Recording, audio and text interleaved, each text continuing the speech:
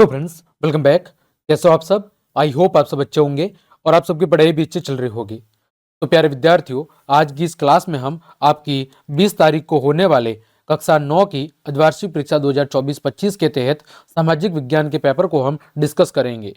आप में से कई सारे विद्यार्थी कमेंट कर रहे थे कि सर सामाजिक विज्ञान और गणित का पेपर भी लेके आइए ताकि हमारी अर्धवार्षिक परीक्षा की जो तैयारी है वो अच्छे से हो सके। तो आप सभी की रिक्वेस्ट को ध्यान में रखते हुए आज हम बात करेंगे बिल्कुल ओरिजिनल पेपर के जैसे ही अन्य सामाजिक विज्ञान के पेपर की। उम्मीद करता हूं इस पेपर में से कई सारे प्रश्न आपकी वार्षिक परीक्षा के पेपर में निश्चित रूप से छपेंगे। तो आप सभी से रिक्वेस्ट है कि इन सभी प्रश्नों को अच्छे से तैयार कर ले ताकि आपकी वार्षिक परीक्षा की जो तैयारी है वो बेहतरीन ढंग से हो सके। तो देखें, सबसे पहले बहुवैकल्पिक प्रश्न है। पहला प्रश्न है, रूस में सामूहिक खेतों को क्या कहा जाता है? तो रूस के अंदर जो सामूहिक खेत है उन्हें कोलखोज कहा जाता है। दूसरा है, आधुनिक समाजवाद का जनक था। तो आधुनिक समाजवाद का जो जनक है वो माना जाता है कार्ल मार्क्स को। तीसरा, गद्दी किस प्रदेश का चरवाहा समुदाय है? तो हिमाचल प्रदेश का जो चरवाहा समुदाय है वो गद्दी है। चौथा, विश्व में आर्थिक महामंदी की शुरुआत कब हुई थी? तो कब हुई थी? 1929 में। 1929 से लेकर 1946 तक। पांचवा, भारत का क्षेत्रफल विश्व के कुल क्षेत्रफल का कितना प्रतिशत है? तो 2.4%। छठा, किस राज्य की सीमा पाकिस्तान से नहीं लगती है? तो महाराष्ट्र की सीमा पाकिस्तान से नहीं लगती है। सातवां, भारत की मानक याम्योत्तर रेखा निर्धारित है। तो 82.5 डिग्री पूर्वी देशांतर को भारत की मानक याम्योत्तर कहा जाता है। जो कहां से गुजरती है? वो इलाहाबाद के नैनीग्राम से होकर गुजरती है। कहां से? इलाहाबाद के नैनीग्राम से। ठीक है, इलाहाबाद जो कि यूपी के अंदर है, तो इलाहाबाद के नैनीग्राम से होकर गुजरती है। आठवां है, दक्षिणी भारत का सर्वोच्च पर्वत शिखर कौन सा है? तो वो कौन सा है? अनाईमोडी। कौन सा है? अनाईमोडी।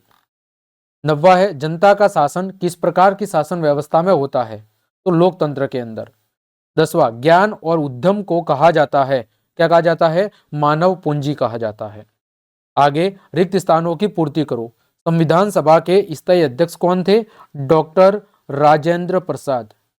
कौन थे? डॉक्टर राजेंद्र प्रसाद। अगर प्रारूप समिति का पूछे तो वो कौन थे? BR अंबेडकर। ठीक है। आगे, नर्मदा नदी का उद्गम स्थल कहां पर है? तो अमरकंटक की पहाड़ियों से। कहां से है? अमरकंटक की पहाड़ियों से। 13वां, विश्व की सर्वाधिक वर्षा वाला स्थान कौन सा है? तो वो है मासिनराम, मेघालय, भारत। कौन सा है? मासिनराम। इसको सही लिख लेता हूं, क्या है? मासिनराम। मासिनराम मेघालय, और मेघालय कहां पर है? हमारे भारत देश में है। 14वां है, उत्तरी मैदान के जो पुराने जलोढ़ हैं, उत्तरी मैदान के जो पुराने जलोढ़ है उन्हें क्या कहते हैं? उन्हें खादर कहा जाता है। क्या कहा जाता है? खादर। और नवीन जलोढ़ को क्या कहा जाता है? बांगर कहा जाता है। क्या कहा जाता है? बांगर कहा जाता है। 15वां, एक स्थलीय भाग जो 3 और समुद्र से घिरा हो उसे क्या कहते हैं? उसे प्रायद्वीप कहते हैं। क्या कहते हैं? प्रायद्वीप। 16वां, भारत में अधिकतर प्रवास कहां से होता है? ग्रामीण से शहरी क्षेत्रों की ओर होता है। ग्रामीण से शहरी क्षेत्रों की ओर होता है। स्वास्थ्य एवं पर्यटन कौन से क्षेत्र में? सेवा क्षेत्र, या कह सकते हैं तृतीयक क्षेत्र में शामिल है। इसमें शामिल है सेवा क्षेत्र, यानी कि तृतीयक क्षेत्र में शामिल है। 18वां, विश्व का सबसे बड़ा नदीय द्वीप कौन सा है? तो वो है आपका माजुली द्वीप। कौन सा है? माजुली द्वीप। आगे बात करें, अति लघु उत्तरात्मक प्रश्न। कौन से प्रश्न? अति लघु उत्तरात्मक प्रश्न। 19वां है, ठंडी क्या है? ठंडी क्या है? तो थार के रेगिस्तान के अंदर, थार का रेगिस्तान विशेषकर जैसलमेर के अंदर जो ऊंट पालक जातियां है, या ऊंट पालक जो आपकी लोग होते हैं, ऊंट को पालने वाले जो लोग या समुदाय होते हैं, उनकी जो बस्ती होती है उसे कहते हैं ठंडी। ठीक है, तो आप क्या लिख सकते हैं? थार के रेगिस्तान के अंदर, थार के रेगिस्तान में ऊंट को पालने वाली जातियों की जो बस्तियां हैं, या ऊंट पालकों की जो बस्तियां हैं, उन्हें ठंडी कहते हैं। 20वां है, भाबर किसे कहते हैं? तो गढ़वाल और कुमाऊं, गढ़वाल और कुमाऊं में जो निचली पहाड़ियां हैं, उन निचली पहाड़ियों की जो तलहटी हैं वहां पर जो शुष्क वनों के क्षेत्र होते हैं उन्हें क्या कहते हैं? उन्हें भाबर कहते हैं। 21वां, भारत में मुख्य चुनाव आयुक्त की नियुक्ति कौन करता है? तो राष्ट्रपति करता है। ठीक है, वर्तमान में राष्ट्रपति कौन है? तो द्रौपदी मुर्मू है। 22वां, संविधान किसे कहते हैं? तो देखो संविधान क्या है? संविधान वह दस्तावेज होता है जिसमें किसी क्षेत्र की राजनीतिक व्यवस्था, सरकार की संरचना, नागरिकों के अधिकार और कर्तव्यों का क्या होता है? वर्णन होता है। फिर से सुनो, संविधान वह दस्तावेज होता है जिसमें किसी देश की राजनीतिक व्यवस्था, सरकार की संरचना, नागरिकों के अधिकार और कर्तव्यों का वर्णन होता है।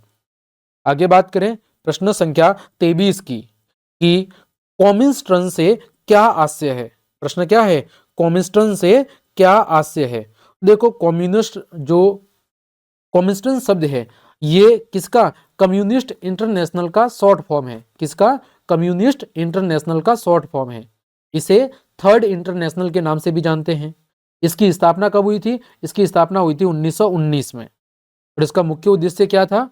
तो विश्व साम्यवाद को बढ़ावा देना। और इस पर कंट्रोल किसका था? तो सोवियत संघ का इस पर कंट्रोल था। 24वां है भ्रंश घाटी में बहने वाली नदियों के दो नाम बताने हैं। तो नर्मदा और ताप्ती। ठीक है, जो भ्रंश यानी गहरी घाटियों से होकर बहती है। 25वां है आपका प्रश्न कि आम्र वर्षा किसे कहते हैं? कौन सी वर्षा? आम्र वर्षा किसे कहते हैं? तो देखो जो आपकी आम्र वर्षा है ये जनरली वैशाख महीने के अंदर होने वाली क्या होती है? वर्षा होती है। जिस समय आम के पेड़ के ऊपर मोहर आते हैं उस समय यह वर्षा होती है। ठीक है, ग्रीष्म ऋतु के अंदर। और इसे मानसून के आने की पूर्व सूचना भी माना जाता है। ठीक है, ये आमों के पकने के लिए बहुत ज्यादा जरूरी होती है। 26वां है प्राथमिक क्षेत्र में किन किन आर्थिक क्रियाओं को शामिल किया जाता है? तो प्राथमिक क्षेत्र में मुख्य रूप से कौन है? कृषि है, फिर मछली पालन है, इसके अलावा खनन है और वन उत्पाद है। ये सब प्राथमिक क्षेत्र में है। आगे बात करें कि अपवाह तंत्र क्या है? प्रश्न क्या है? अपवाह तंत्र क्या होता है? तो देखो अगर मैं बात करूं अपवाह तंत्र की, तो अपवाह तंत्र का मतलब है कि किसी भी नदी का वह क्षेत्र जहां से होकर वह नदी बहती है, वह क्षेत्र जहां से होकर नदी का जल प्रवाहित होता है, उस क्षेत्र को कहते हैं उस नदी का अपवाह तंत्र। आगे बात करें भारत में निर्धनता के दो प्रमुख कारण। पहला कारण है बेरोजगारी और दूसरा कारण है आपकी अशिक्षा, या और कह सकते हैं तो निर्धनता, है ना? सॉरी, निर्धनता तो ही, बेरोजगारी और अशिक्षा ये क्या है? निर्धनता के कारण है। आगे बात करूं लघु उत्तरात्मक प्रश्न, क्या लिखा हुआ है? सार्वभौमिक वयस्क मताधिकार क्या है? सार्वभौमिक वयस्क मताधिकार क्या है? तो सार्वभौमिक वयस्क मताधिकार वह अधिकार है जिसके तहत प्रत्येक वयस्क नागरिक जिसकी उम्र 18 साल हो गई है उसे बिना किसी भेदभाव के चुनाव में वोट डालने का पूरा अधिकार है। जाति, धर्म, लिंग या आर्थिक स्थिति के आधार पर उसके साथ किसी भी प्रकार का कोई भेदभाव नहीं किया जाएगा। 30वां है धर्मनिरपेक्षता से आप क्या समझते हैं? तो धर्मनिरपेक्षता शब्द का अर्थ क्या है? कि राज्य का कोई धर्म नहीं होगा और राज्य सभी प्रकार के धर्मों के साथ एक समान दृष्टिकोण रखेगा।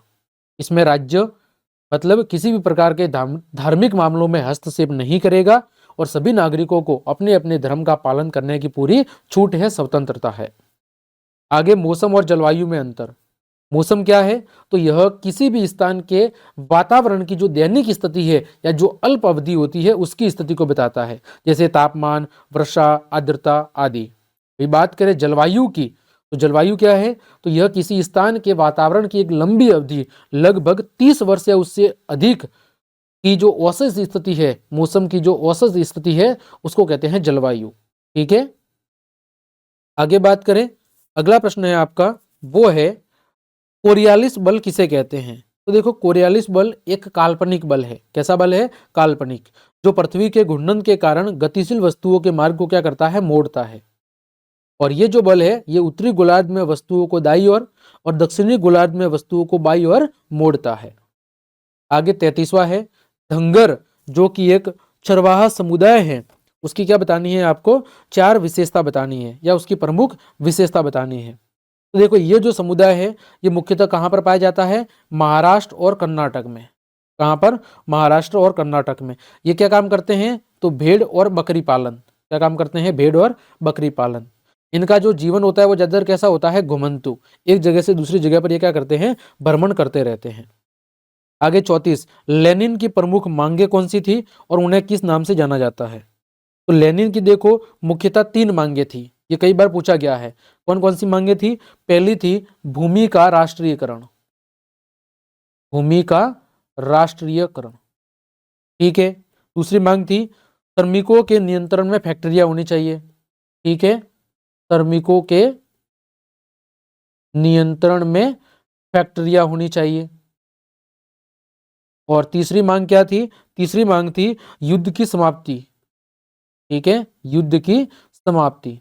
और इन्हें किस अन्य नाम से जाना जाता है, तो इन्हें अन्य नाम है अप्रैल थीसिस। किस नाम से, अप्रैल थीसिस नाम से इन्हें जाना जाता है, ठीक।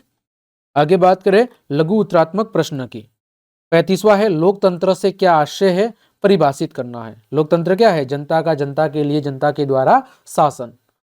फिर 36 है राष्ट्रीय जनसंख्या नीति 2000 के आपको उद्देश्य बताने हैं। 37 है स्टालिन ने खेतों के सामूहिकरण का फैसला क्यों किया था, ठीक है। 38 है प्रच्छन्न और मौसमी बेरोजगारी में आपको अंतर बताना है। 39 भारत में निर्धनता रेखा का आकलन कैसे किया जाता है। और 40 है संविधान की प्रस्तावना का महत्व क्या है, वो महत्व आपको बताना है। आगे दीर्घ उत्तरात्मक प्रश्न। 41 है भारत के उत्तरी मैदान का आपको वर्णन करना है। 42 नेपोलियन बोनापार्ट की उपलब्धियों का मूल्यांकन करना है। 43 भारतीय मरुस्थल को किस नाम से जाना जाता है और इसकी 3 विशेषता बतानी है। आगे निबंधात्मक प्रश्न। 44 है भारत की जलवायु को प्रभावित करने वाले कारकों का वर्णन करना है, अथवा में फ्रांस की क्रांति की प्रमुख घटनाओं का वर्णन करना है। 45 भारत के मानचित्र में निम्न स्थानों को दर्शाना है।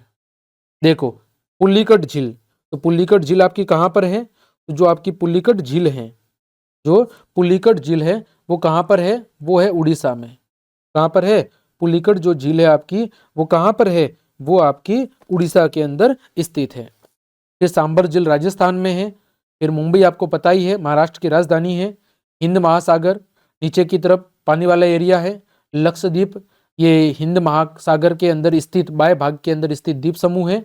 और वेबनाथ झील, कौन सी झील, वेबनाथ झील, ये आपको क्या करना है, ये आपको भारत के मानचित्र के अंदर दर्शाना है। तो प्यारे विद्यार्थियों ये था आपके कक्षा 9 सामाजिक विज्ञान का पेपर। उम्मीद करता हूँ ये सारे ही प्रश्न आपकी अर्धवार्षिक परीक्षा के लिए उपयोगी साबित होंगे और इनमें से कई सारे प्रश्न आपकी परीक्षा में निश्चित रूप से सेम टू सेम छपेंगे। तो आप सभी से रिक्वेस्ट है कि इन सभी प्रश्नों को अच्छे से तैयार कर ले ताकि आपकी अर्धवार्षिक परीक्षा की तैयारी अच्छे से हो सके। तो आज के लिए इतना ही। यदि आपको मेरी क्लास और ये मेहनत पसंद आई है तो फिर लाइक, कमेंट, शेयर और सब्सक्राइब जरूर करें। मिलते हैं अगली क्लास में, तब तक के लिए आप सबको जय हिंद, जय भारत।